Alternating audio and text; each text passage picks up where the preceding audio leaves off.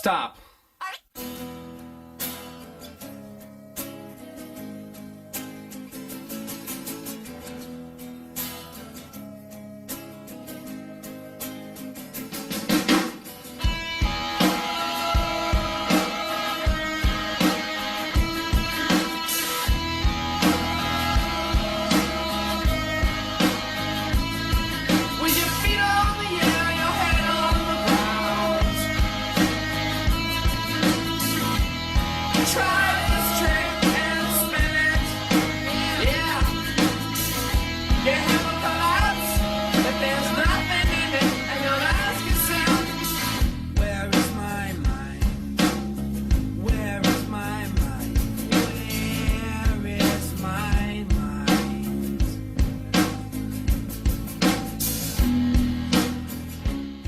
Comme vous avez pu voir sur la vidéo, j'ai pu passer d'un système avec un bad-line régénérateur à agrafe à un système de bad-line line-through avec un bas d'acier assez rapidement.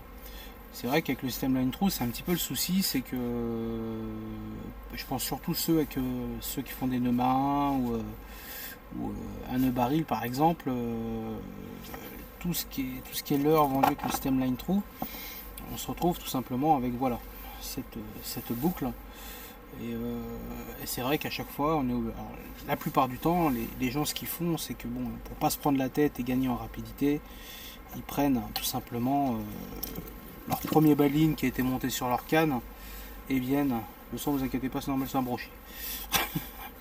Ils prennent voilà la boucle de leur line-through pour venir pêcher line-through, voilà.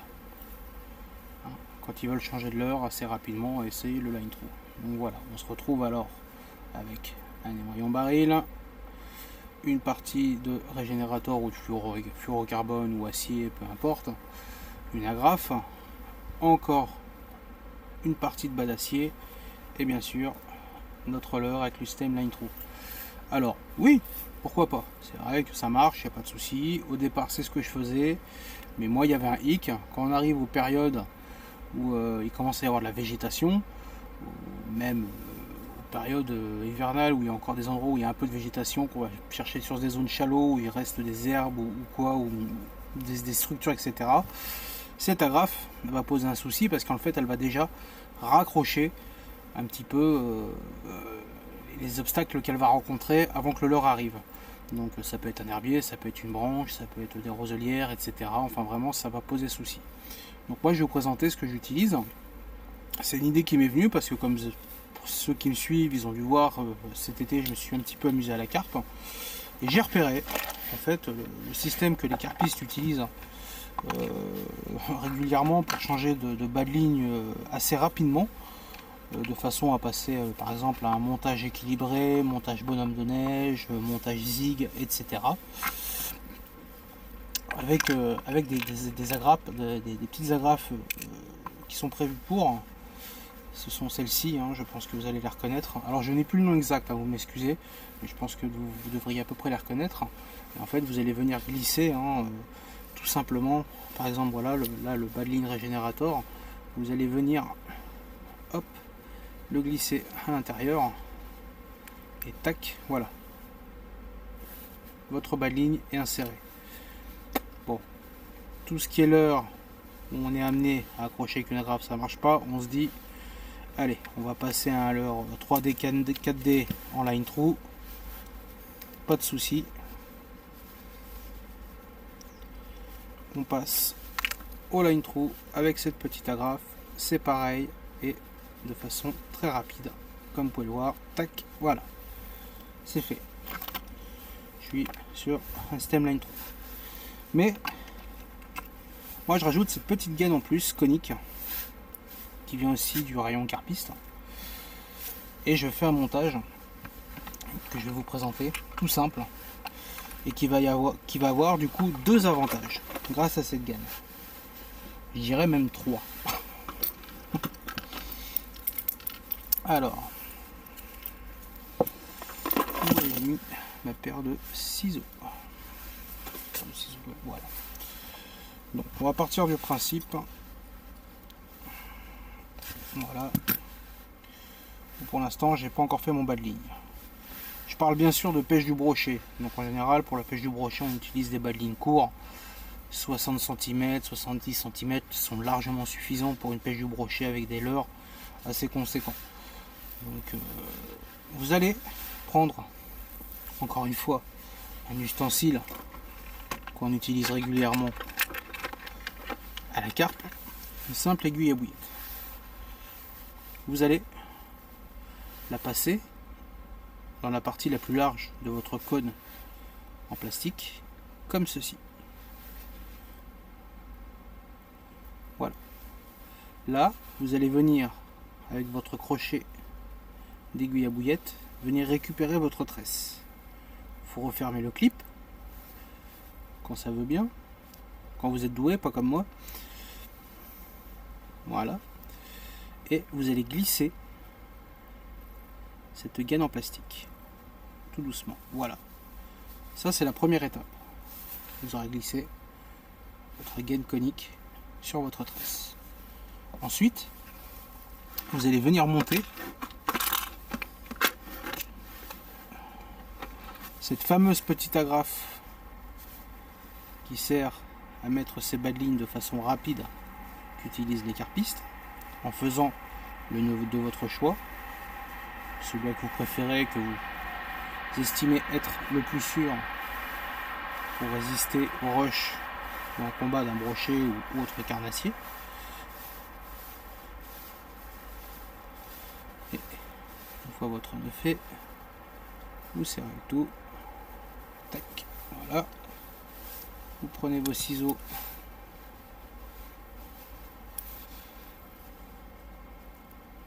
vous coupez. Là, vous avez ce petit clip, cette petite agrafe qu'utilisent les carpistes. Vous avez ce cône en silicone qui sont du coup sur votre corde de ligne. Je me dis tiens, je vais commencer ma partie de pêche en utilisant, allez, on va dire un bas de ligne fluorocarbone avec un émerillon baril et un jerkster, histoire de pêcher au départ avec un leurre dur qui fait du bruit, histoire de réveiller les brochets. Donc vous allez prendre votre bas de ligne, ici c'est le régénérateur en 100 centièmes, l'émerillon baril, vous clippez comme monsieur veut bien, voilà, tac, là il est mis. Et pour vous assurer que votre bas de ligne par exemple ne vienne pas se caler ici pour venir s'échapper, vous allez glisser votre cône de cette façon, bien à l'intérieur.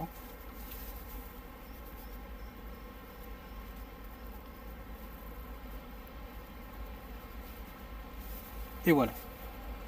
De cette façon, le bas de ligne ne peut pas venir s'échapper du fait que les interstices sont bloqués par ce petit cône en silicone. Il ne pourra pas s'échapper. Ça va être le premier avantage. Et le deuxième avantage, c'est du fait qu'il soit conique. Pour ceux qui pêchent en texan, à la frog ou au spinner, cette forme conique et le fait qu'il n'y a aucun élément de cette agrafe qui va venir dépasser, vu qu'elle est masquée par cette gaine en silicone, va glisser parfaitement dans les herbiers. Et en plus de ça, va protéger le nœud de votre corde de ligne. Vous avez essayé, par exemple, comme je vous ai dit, si j'aurais mis un jerkster sur ce bas de ligne, vous vous rendez compte que bon, les brochets ne veulent pas bouger, ou vous avez des suivis, ou alors de la méfiance. Vous vous dites, je vais essayer de la jouer scred, en mettant par exemple un leurre type swing bait, avec le système line through, tel que le 3D Rush Swim. Donc là, aucun souci, vous voyez, hop, j'ai enlevé le bas de ligne régénérateur, j'ai retiré ce cône plastique, la petite agrafe, on la place sur le corps de ligne acier, ici, voilà, du swing bait, qui sera bien sûr beaucoup plus silente, hein, qui va avoir voilà, tendance à se présenter dans l'eau de façon plus discrète, et peut-être faire craquer un poisson un tout petit peu plus méfiant ou un peu trop habitué aux billes, et du coup qui pour lui représente un signal danger, et revenir reglisser votre cône, ce qui fait que voilà, encore une fois, votre système line through ne peut pas s'échapper du fait que voilà, vous êtes sur un système bloqué par cette gaine en silicone, et avec toujours le principe conique qui fait que ça va venir parfaitement glisser dans les herbiers. Voilà, un système simple, efficace, que j'utilise depuis d'ailleurs les dernières vidéos où je vous ai présenté les leurres, hein, que ce soit le 3D Snake ou autre, et qui marche vraiment parfaitement bien. Il n'y a aucun problème, ça tient la route, hein. C'est vraiment génial. Donc comme quoi on peut utiliser des montages à carpe et s'en servir pour pêcher le carnassier. Il y a quelques petites montures à carpe qui sont assez efficaces pour faire ces bas de ligne aussi, pareil, hein. Donc voilà, ça c'est la première partie du tuto. On va passer à la deuxième.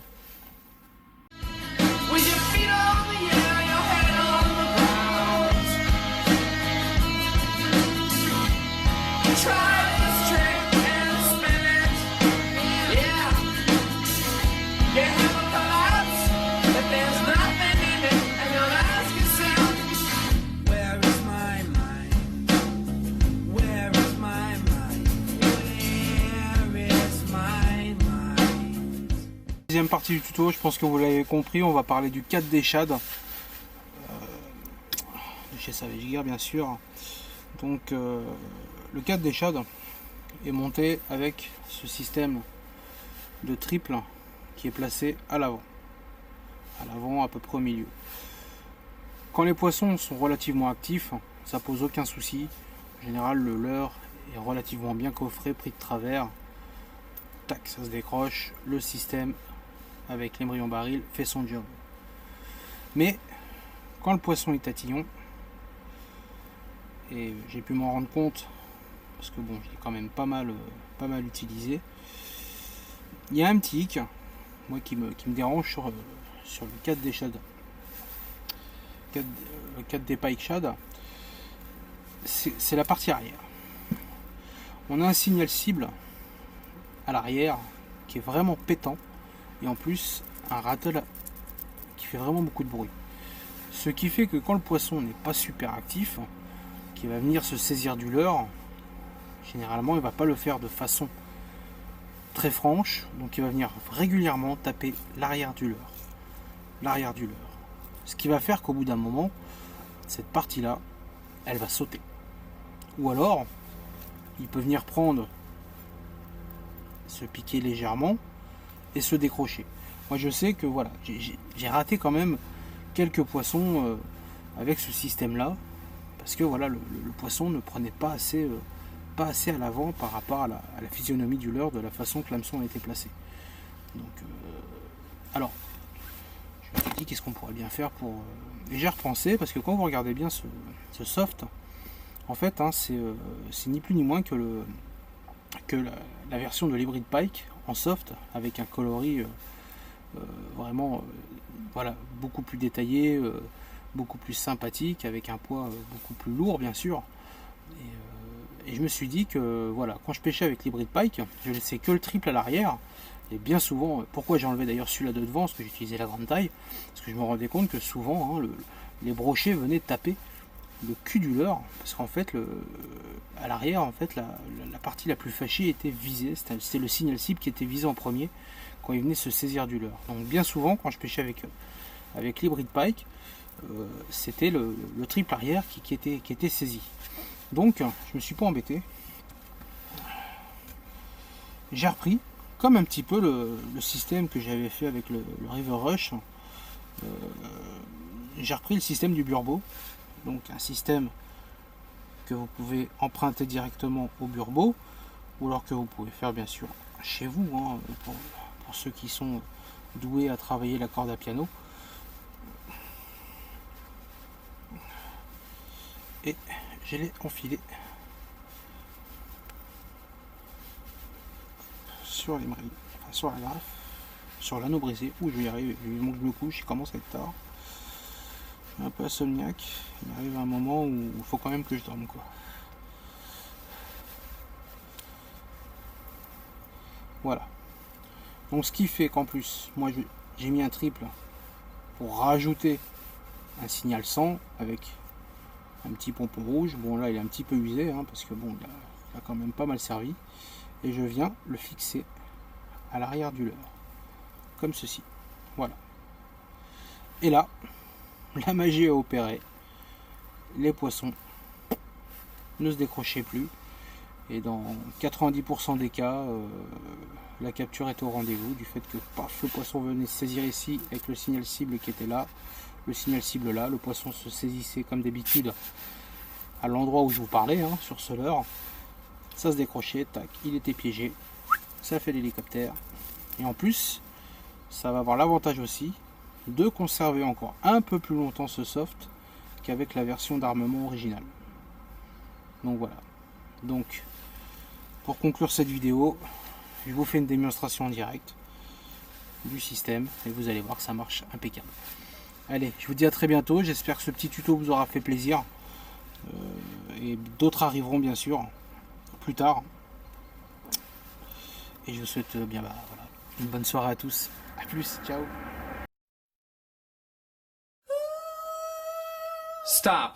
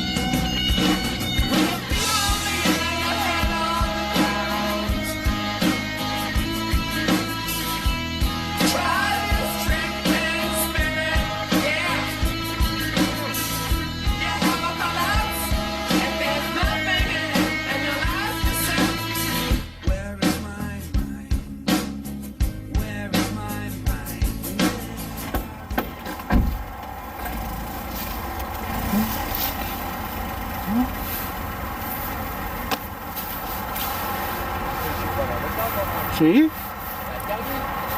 Il y a un arrêté préfectoral. Il est où l'arrêté préfectoral? Alors, on est chez nous, on fait trop. C'est chez toi, tu fais ce que tu veux? Bah là, à la société, on fait trop. Bah c'est bien, bah moi aussi je joue à la société, mais tant qu'il n'y a pas d'arrêté préfectoral, moi je pêche, j'en ai rien à foutre. Appelle le président, fais ce que tu veux, il peut rien faire. Salut le Viandos.